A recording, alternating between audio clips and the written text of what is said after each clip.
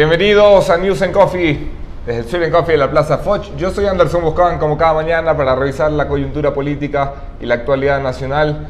Ayer fui reemplazado por Luis Eduardo Vivanco. Pido disculpas por ese tormento que habrán sufrido en la mañana. Tenemos esta mañana una invitada con mucho agrado, Elizabeth Cabezas, asambleísta por la provincia de Pichincha, miembro de Alianza País. Gracias por estar aquí. A usted, Anderson, gracias por la invitación. Que bueno, sabe que va a ser mi primera experiencia de un noticiero en vivo y un programa con redes. En digital. Así que así bueno, es. Así para que vengamos a menudo. Me voy a innovar y me voy a actualizar. Tiene una agenda, cuando guste, encantada. Tiene una agenda fuerte de medios en estos días por dos pedidos de comparecencia que han llamado mucho la atención a los amigos de la prensa. Me gustaría que comencemos con eso, luego nos vamos despabilando por la coyuntura.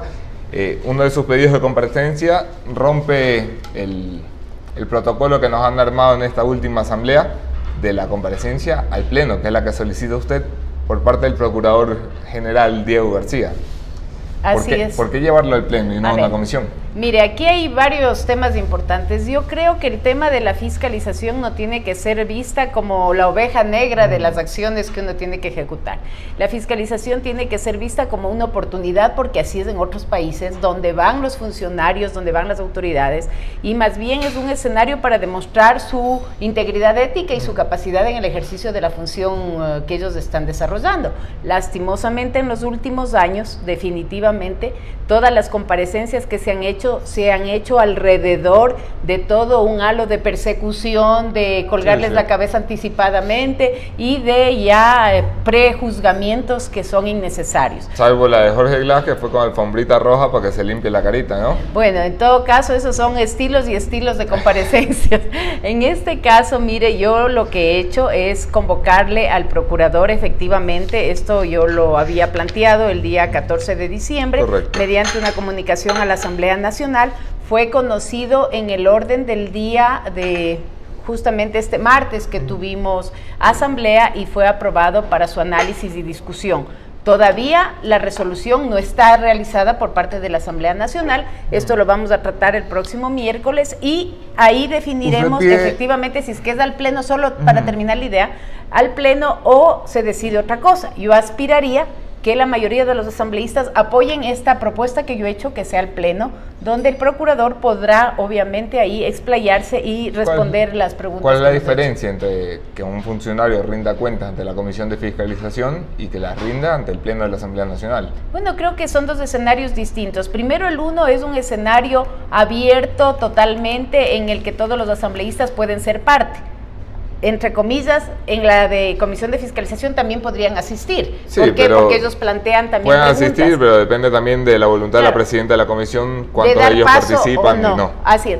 Pero en todo caso, la modalidad sí tiene una diferencia. En el Pleno, ¿no es cierto?, nosotros abordamos todos los puntos que están puestos en el planteamiento de comparecencia, y en la de fiscalización hay la opción de incluir nuevos temas en los cuales no necesariamente estuvieron contemplados desde el inicio en el petitorio que se hizo. Entonces, sí, son dos modalidades distintas, pero yo creo que el tema del Pleno además es muy representativo, porque ahí estamos todos los bloques, están todos los asambleístas y todos los ecuatorianos se sienten ahí representados y pueden escuchar las justificaciones o no de quien comparezca. ¿Le llama usted al procurador Diego García por los casos que ha perdido, que son más de los que mi memoria puede citar en este momento? Está Schlumberger, El Universo, casos petroleros, la Oxy, que es el más relevante probablemente, pero también por los 7 minutos de atraso que tuvieron sus subordinados en el juicio más importante de la década, mire usted, sino del siglo? ¿Qué es lo que quiere saber exactamente el procurador? A ver, mire, yo he dicho y coincido con usted en esto. El procurador tenía la potestad legal de delegar, eso nadie le cuestiona. Sin embargo, realmente fue pertinente esa delegación cuando el juicio es el juicio realmente más importante, porque no solamente representa un caso internacionalmente sonado, sino que es contra una figura importante dentro del tema y el esquema político ecuatoriano. Entonces, el cuestionamiento es justamente por qué él delegó. Si es un caso tan relevante, él debió haberse apersonado de esto y hacer presencia además en los términos de puntualidad y del trabajo realmente fidedigno de la función que él ejerce. Entonces, antes no le había costado darse un viajecito hasta la Corte Interamericana de Derechos Humanos y representarle a Ecuador en temas que iban contra la libertad de expresión, por ejemplo. Entonces, ahí, exacto, a eso voy. No delegaba a nadie. ¿Cuál es la valoración de las prioridades? Es un poco la pregunta que queda, y más aún cuando usted también lo comentó en el segundo artículo de la propuesta que yo he planteado, hace referencia a varios casos en cortes internacionales donde no necesariamente el país ha salido ganando, sino más bien hemos tenido que pagar ingentes cantidades de dinero sobre ese tema. Entonces, ahí ya queda la duda, ¿no es cierto?, la duda metódica, que es, bueno, ¿cuál fue el rol de nuestros patrocinadores o de nuestros bufetes que nos representaban? Si lo que está pasando aquí es que se delega a un grupo de profesionales que no cumple a cabalidad con esa delegación, posiblemente afuera también han habido negligencias en ese sentido. Entonces me parece importante que los ecuatorianos conozcamos de boca del procurador justamente los detalles sobre estos temas.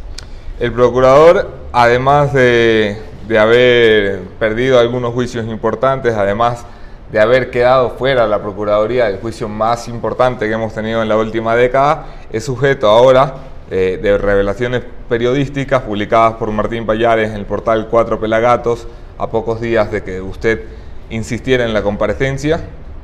Y bueno, y son temas que me gustaría traer a la mesa. Por ejemplo, la Procuraduría ha gastado $2,5 millones en la imagen del procurador y la Procuraduría en las ciudades más importantes de Estados Unidos, que al parecer es algo que el procurador considera lo suficientemente importante que su imagen se vea bien en Estados Unidos para gastar $2,5 millones en 7 años con agencias de relaciones públicas en Estados Unidos.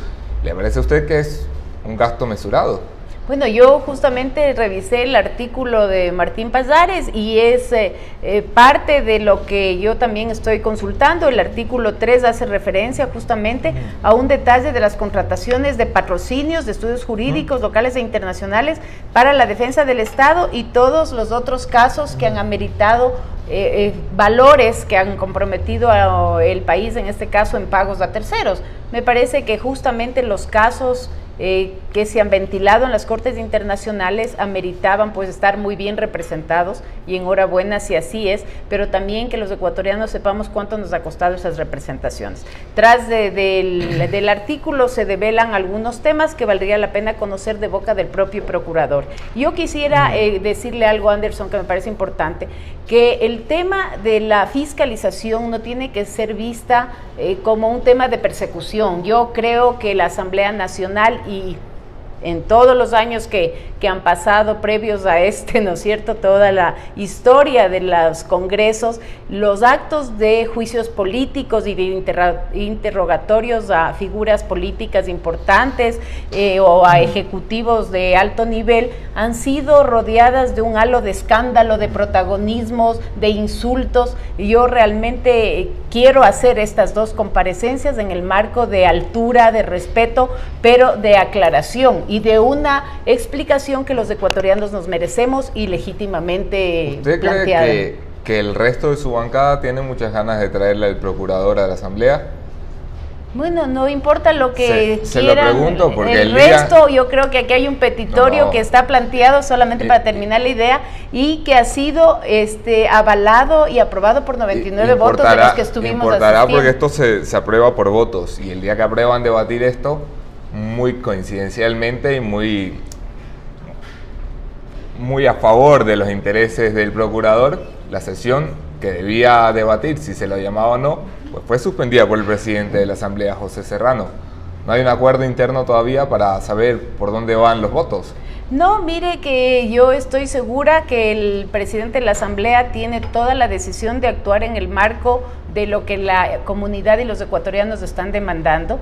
Es realmente un tema relevante, importante, y mire que quienes no actúen en apego a esta demanda de los ecuatorianos serán juzgados por los ecuatorianos, no por nosotros, ni por usted, ni por mí, ni por quienes podrían echar cualquier tipo de comentarios al respecto. Creo que los ecuatorianos han demandado explicaciones sobre este tema y me parece que es un escenario propicio para que el procurador lo haga. Estoy segura que la mayoría de los asambleístas van a coincidir con esta demanda y vamos a trabajar en esta línea para hacer posible que esta propuesta se convierta en una realidad y que además demostremos que el espíritu de la convocatoria es un espíritu de altura y es un espíritu de clarificación de los temas que el país necesita. Le escuchaba a usted decir la importancia o citar la importancia que tiene la comparecencia ante el Parlamento en la mayoría de regímenes democráticos del mundo occidental. La asamblea a la que pertenece, que lleva 7 meses en funciones, tiene ya un largo historial de negar precisamente las comparecencias. ¿Cuál ha sido su postura ante el llamado a comparecencia negado a Gustavo Yac, negado antes a Carlos Ochoa, negado el mismísimo vicepresidente Jorge Glass, negado el ministro de Finanzas Carlos de la Torre, negado el secretario de Inteligencia Romy Vallejo? La lista es tan larga que no me alcanza por citarla. Bueno, mire, yo no me voy a defender ni decir cuál ha sido mi votación, pero ha sido pública y usted la puede revisar en sus páginas. No, la he revisado. Sí, pero es que entonces bajo esa premisa yo no siempre he votado en esa posición. Yo me abstuve en 2 o en 3 de esas convocatorias porque consideraba que sí era necesario que los funcionarios acudan a la asamblea. ¿Por qué no le daba el voto a favor? Bueno, me abstuve porque simplemente yo no quería pronunciarme en ese momento y consideraba que era necesario, más que realmente traerles, evidenciar de que hay posturas de que sí se cuestionan estos temas. Esa fue mi posición en varias de las ocasiones. Yo creo que es importante, y por eso lo recalco, que empecemos a actuar en este nuevo escenario de comparecencias no persecutorias. O sea, quiero tal vez recalcar y que el mensaje llegue claro a quienes nos siguen a través de este medio, que el tema de una convocatoria no tiene que ser el escenario de una persecución a nadie, y en algunos momentos las comparecencias que han sido solicitadas traían detrás esas finalidades, y es por eso que yo tampoco las he apoyado. Para cerrar el tema de Diego García, ajá. Así como se propone una comparecencia, la oposición trabaja en las manos de Mae Montaño, de la bancada, creo, en un juicio político, ya que vamos, es la última instancia de la fiscalización.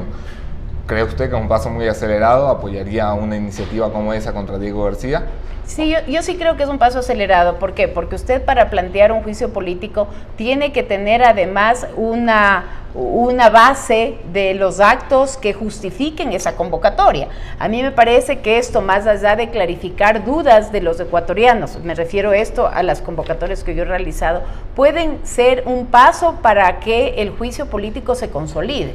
Me parece que es importante estas comparecencias. Esto nos va a aclarar muchísimo el panorama de las 2 actuaciones, y de hecho, mire que yo he sido crítica a estas comparecencias de juicio político, porque detrás de esto hay estos afanes de sepultar al funcionario que se presente a la Asamblea Nacional, cuando no necesariamente ese tiene que ser el objetivo. El objetivo supera el afán de persecución, de protagonismo que a veces la oposición le ha querido dar a estos instrumentos de fiscalización. Entonces, es importante tener fundamentos suficientes. El momento en que obviamente estos fundamentos justifiquen una comparecencia a un juicio político, obviamente habrá que hacerlo. Otro de los pedidos de comparecencia que la ha llevado a esta gira de medios asambleísta es el pedido de comparecencia contra Carlos Ochoa, buen amigo de esta casa y del resto de medios de comunicación. ¿Por qué debería comparecer 3 años después un señor como Ochoa, que ya está predeterminada su destitución vía Contraloría?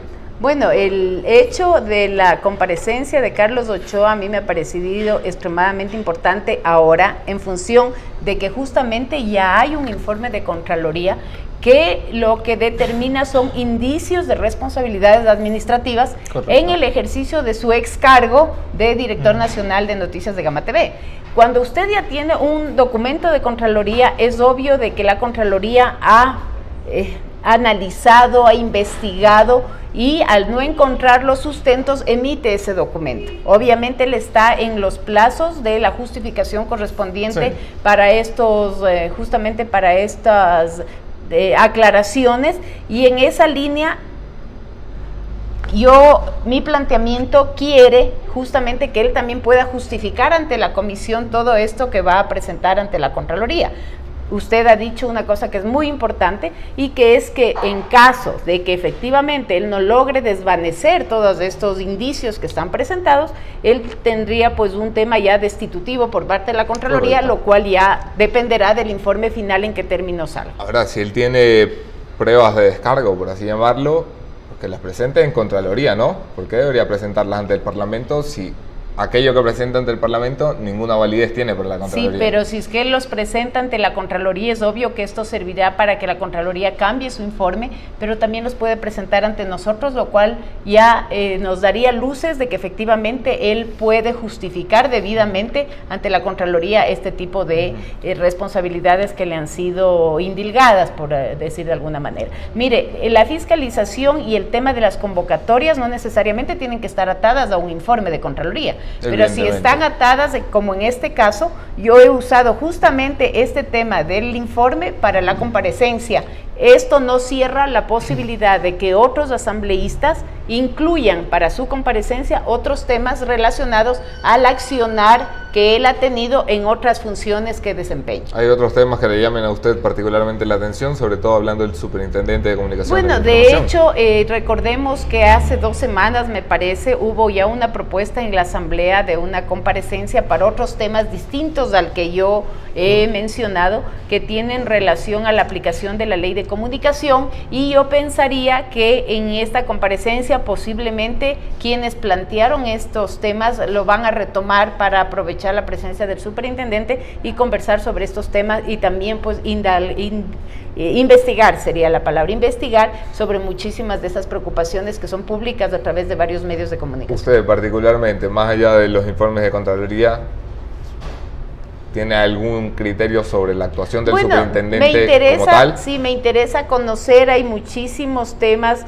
que han planteado los medios, por ejemplo, y le digo uno que me parece que es el más delicado, que es el referente a las cuantías de las multas y de las sanciones que son establecidas a los distintos medios. Se ha dicho con claridad, y eso me parece que es un tema sí es importante y relevante, que las cuantías no van en proporción, ¿no es cierto?, de los montos de facturación, sino muchas veces son valores que se predeterminan y que representan para medios pequeños cantidades muy grandes, posiblemente para un medio más grande ya no es tan significativo, pero tal vez ahí habría que tener un análisis distinto o una forma de cálculo diferente. No soy experta en el tema de comunicación, no me he metido a fondo a ver todos los detalles de todos los casos que se han presentado, pero en términos generales lo estoy haciendo, y ahora con más razón por lo que está previsto esta comparecencia. Estoy estudiando muchísimos de los temas que han sido planteados y no descarto tener otras preguntas en ese ámbito que se la pueda plantear ese día. Mía Valentina hace una pregunta dedicada a usted, una duda asambleísta: ¿qué posición tiene usted sobre el bloqueo al juicio político de su compañero de bancada, Augusto Espinosa? Fíjese que yo voté en contra. Yo creo que Augusto Espinosa debió haber comparecido. Me parece que los temas sobre todas estas violaciones en establecimientos educativos, no solamente públicos, sino muchísimos en establecimientos privados, debieron haber sido conocidos y ventilados de manera adecuada y oportuna.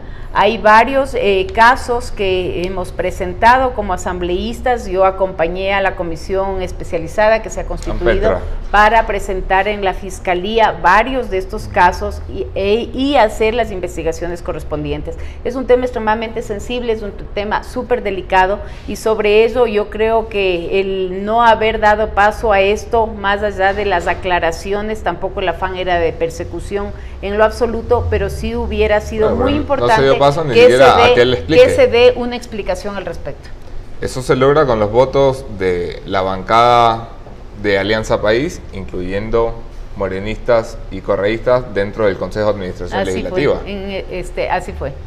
Ya vamos a conversar sobre eso. Guille Páez Burbano, una duda asambleísta: ¿conoce usted sobre las diversas glosas que colecciona el nuevo superintendente de Economía Popular y Solidaria? Ese es el cargo de la institución, Correctamente. Patricio Rivera, ¿qué opina de que aún así haya sido posesionado en el cargo?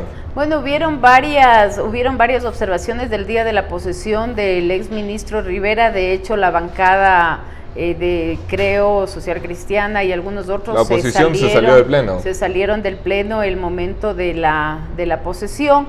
Yo realmente creo que los temas tienen que ser evaluados en todos los niveles. No puede ser, y esto lo he dicho en varios medios, que un funcionario público que mantenga informes de Contraloría con indicios de responsabilidades sea, yo diría, hasta premiado al ocupar otra posición del ejercicio de la función pública, como tampoco estoy de acuerdo, ¿no es cierto?, que quienes lo sustituyan en los cargos cuando ya han salido sean sus asesores más cercanos y su mano derecha. Como ha sido el caso de Richard Espinosa en el Instituto de Seguridad Social. Definitivamente eso no permite una ventilación de los cuadros, una renovación, una opción de que se identifique algún tipo de problemas. ¿Por qué? Porque van a venir con el mismo mecanismo de trabajo, y realmente creo que el presidente Moreno tiene una gran responsabilidad de justamente rodearse de gente capaz, de gente responsable, de gente que conoce, y tratar de ventilar un poco estos cuadros. Si no se debe permitir que se premie, como lo llamo yo, la incompetencia, es decir, porque alguien que tiene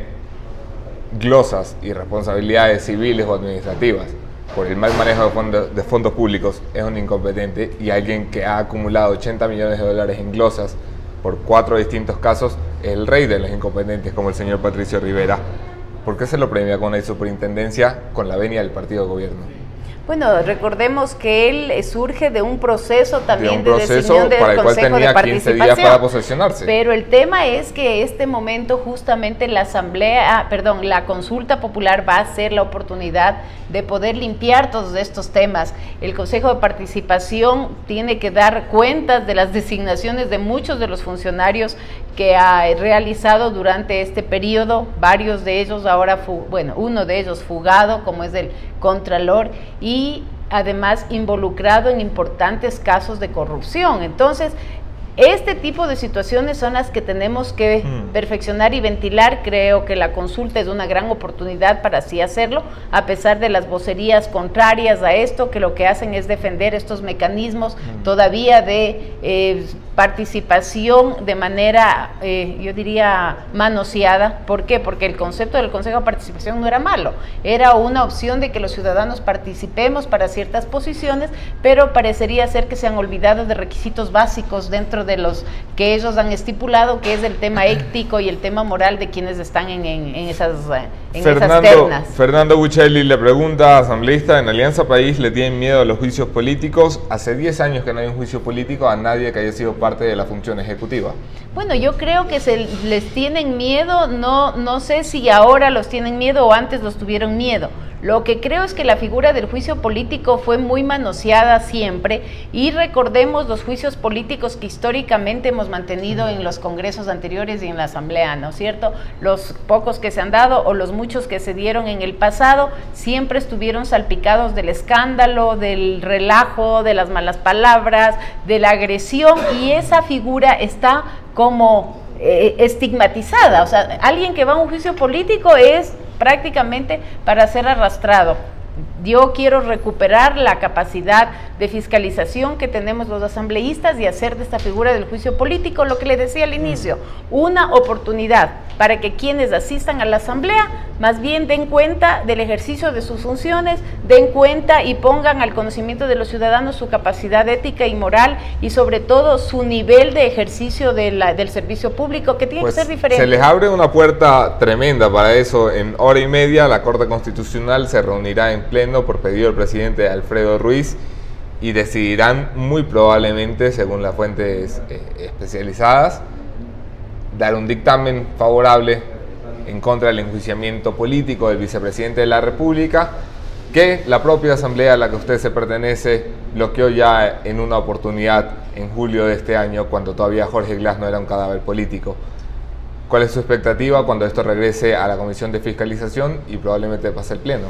Bueno, la Comisión de Fiscalización tiene un rol histórico, tiene que emitir un informe que será conocido por la Asamblea Nacional y obviamente bajo los escenarios actuales, en junio era una la fotografía, ahora es otra totalmente distinta. Lo distinto es que ahora hay una sentencia de tribunal. No, pero también lo porque distinto... Jorge Glass seguía estando en 5 casos de corrupción señalados por toda la prensa investigativa del país. Lo que hizo la Asamblea fue mirar para otro lado y prefirió esperar que los jueces tomen la palabra. No coincido con su lectura, Anderson. Yo creo que cuando se planteó, y eso quiero explicar a quienes nos siguen, cuando se planteó la primera vez la opción del juicio político, la causal para la acusación era responsabilidad política. En derecho público solo usted puede hacer lo que la ley le manda. Y claramente el artículo 129 de la Constitución dice cuáles son las causales para poder seguir un juicio político. La causal, yo seguí muy bien este tema, la causal era concusión, que es uno de los 4 delitos contra la administración pública. Eso no decía en el documento, yo le puedo dar por firmado, el documento hacía referencia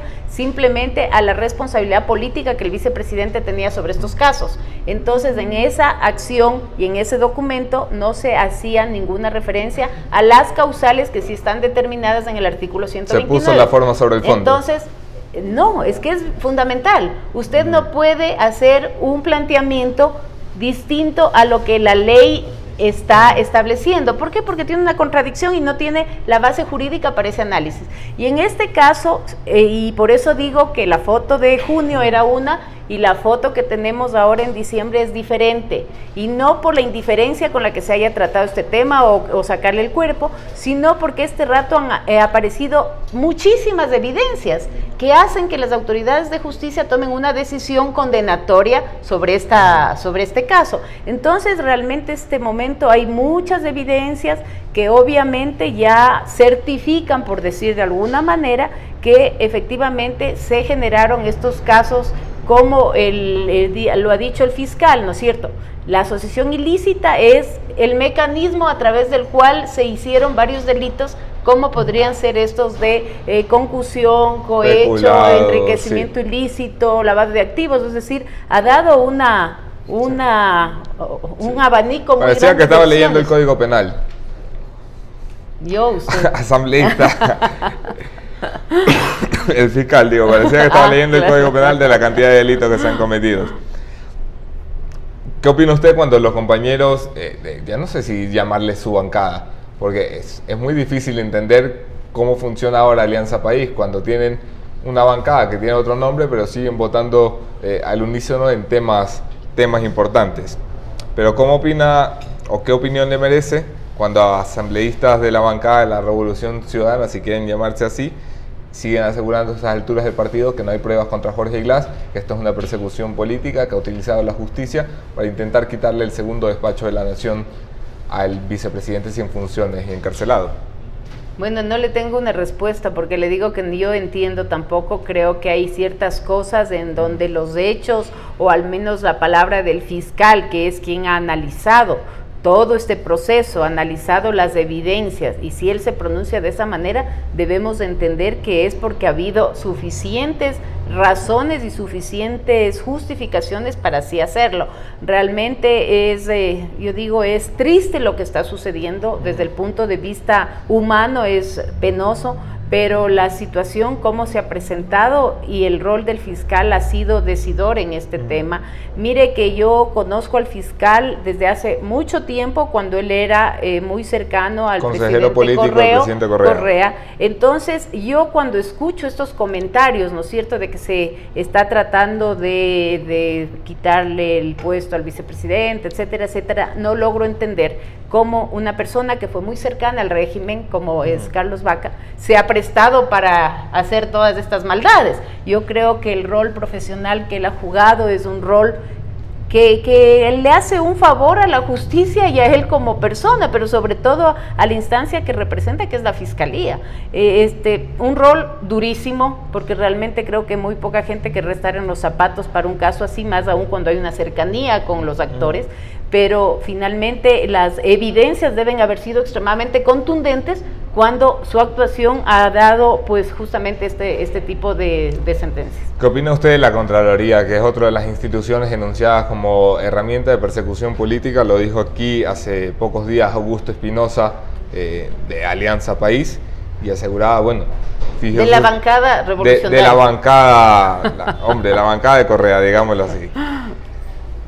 Augusto Espinosa decía, fíjese usted, Anderson, alguien habla mal en contra del gobierno, a las 2 semanas hay una glosa de Contraloría. Le pasó a Marcela Guiñaga, le ha pasado a Richard Espinosa con una destitución, le ha pasado al superintendente Carlos Ochoa, que bastante distanciado estaba con Carondelet. ¿Está purgando la Contraloría el trabajo sucio que no puede hacer Carondelet o la Asamblea? Mire que no coincido yo en muchos de los pensamientos y criterios que ellos emiten. Yo solo transmito nada más, usted me dice si coincido o no. Claro, yo lo que debo decirle es que la Contraloría tiene un rol que es justamente el control del ejercicio de la función pública. Todos quienes tenemos un cargo en una institución pública o una acción que ejerzamos, tenemos y sabemos que estamos sujetos a ese control. Por lo tanto, cuando llega un informe de Contraloría, uno tiene la obligación de presentar los descargos. Y le digo porque yo he sido sujeta también de informes de Contraloría. Cuando fui concejala, tengo ahora 2 procesos como presidenta del directorio de los bomberos, por ejemplo, ¿no es cierto?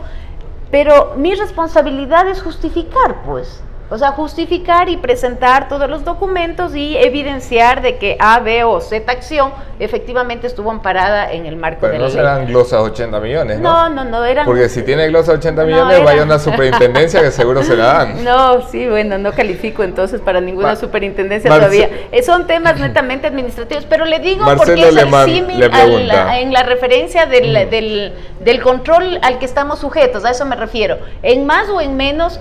obviamente relacionado al nivel de responsabilidades que cada uno ha tenido. Mi responsabilidad no era pues una cosa gigantesca de un ministerio, pero obviamente igualmente soy responsable. Le pregunto, asambleísta, ¿no parece usted coincidir demasiado con Alianza País, legisladora? ¿Ha pensado en abandonar el partido? Fíjese que yo no he pensado en abandonar el partido porque he tenido situaciones más complejas que estas en las que no tomé esa decisión. Y de hecho usted debe conocer, y quien me hace la pregunta debe conocer, yo fui concejala de Quito, y justamente mi no candidatura fue por algunas diferencias que yo había planteado durante el ejercicio de mi gestión como concejala. Eso lo que me valió fue enemistades, o más que enemistades, situaciones antagónicas con algunos de los miembros de Alianza País, y el partido a mí no me apoyó, a pesar de que en los periódicos claramente se decía que de las 480 y pico de ordenanzas que se habían hecho durante esos 4 años, más de 300 pasaron por mi comisión y cerca de las 300 eran de legalización de barrios, un trabajo social que nunca se había asumido con la responsabilidad que yo lo hice, y no me quiero echar flores, pero vale la pena porque anoche, pero por ejemplo... si no se las echa usted, ¿quién se las va a echar? Así es, gracias por hacerme entender eso, entonces las voy a decir. Anoche estuvimos reunidos con varios dirigentes de barrios en una cena que tuvimos, y fíjense que la gente reconoce ese trabajo. Entonces, más allá de las diferencias, a veces se toman decisiones, y en este caso a mí se me censuró, porque esa es la expresión, para no poder acceder nuevamente al tema de la concejalía, y ahí, en una situación que fue bastante extrema, yo decidí mantenerme sin escandalizar, sin hacer relajo, como se dice, y asumí pues esto como una decisión. Usted no saldrá del partido, pero ¿le parece que el partido debería claramente explicarle a los ciudadanos a qué debemos atenernos cuando 74 asambleístas que fueron escogidos por Alianza País, que ahora pertenece a 2 bancadas, votan en temas controversiales, unidos, y en los demás, bueno, cada quien por su cuenta y guerra abierta frente a los micrófonos? Mire, la posición que han tenido algunos de los miembros de Alianza País, yo creo que no se comparece con el pensamiento de la generalidad de seguidores de Alianza País. De hecho, hay grupos, y eso han sido evidentes permanentemente, no de ahora, desde antes. El problema es que antes se manejaba con muchísimo más discreción y bajo yo diría, el mantel de que no quieren que nada se conozca afuera. Pero me parece hasta saludable que se conozcan estas diferencias. ¿Por qué? Porque las motivaciones que tuvimos muchísimos para entrar al movimiento fueron motivaciones de trabajo, de entrega, de responsabilidad, pero que más bien muchos han traicionado o no las han cumplido. ¿Siguen siendo un mismo bloque los 74? No necesariamente, de hecho ya públicamente lo hemos dicho, somos dos bloques diferentes, uno es el RC y otros somos los AP. Salvo cuando se trata de llamar a Mangas a la asamblea o cuando se trata de... Bueno, ahí para que usted vea la falta de principios de los RC, que tanto se denominan bloque de principios, ellos votaron con todos los de la derecha cuando se han llenado la boca diciendo que jamás votarían con la derecha. ¿No le parece a usted? Entonces, ahí es cuando uno se pone una incógnita en la cabeza y dice, bueno, ¿y ahora de qué estamos hablando? Entonces hay una guerra más bien a personajes, más no a principios. Usted que ha venido acá a plantear la necesidad de que empiecen a comparecer ante la asamblea las personas con representación pública, ¿no le parecía que tenía que comparecer el señor Eduardo Mangas después de haber dicho lo que dijo?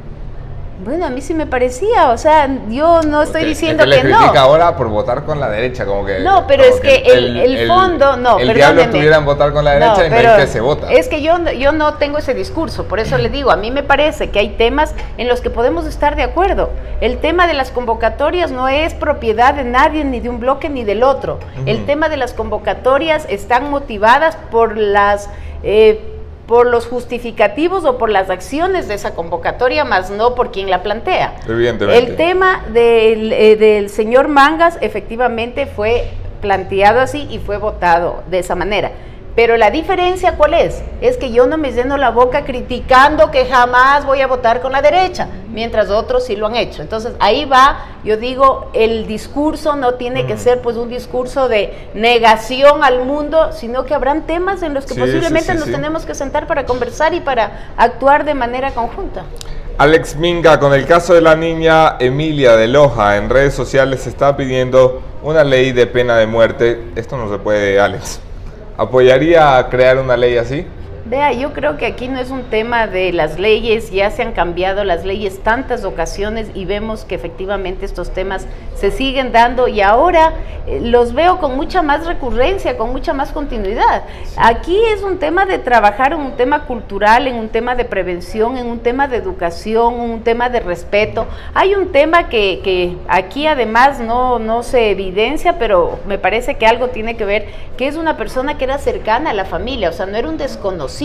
Era una persona cercana y muchos casos en el país van por el lado de que las violaciones a los menores vienen dados también de parientes, dentro del círculo familiar de los hogares, de tíos, de primos, mayores. Entonces es un tema realmente de valores, de empezar a trabajar con la familia, el respeto a los otros, el tema de concientizar la responsabilidad que tenemos en la crianza de un niño. O sea, yo creo que esto va más allá del tema sancionatorio. El tema sancionatorio es importante, pero fíjese lo que pasa con el tema de los femicidios. Ahora ya el COIP contempla que el femicidio es un delito.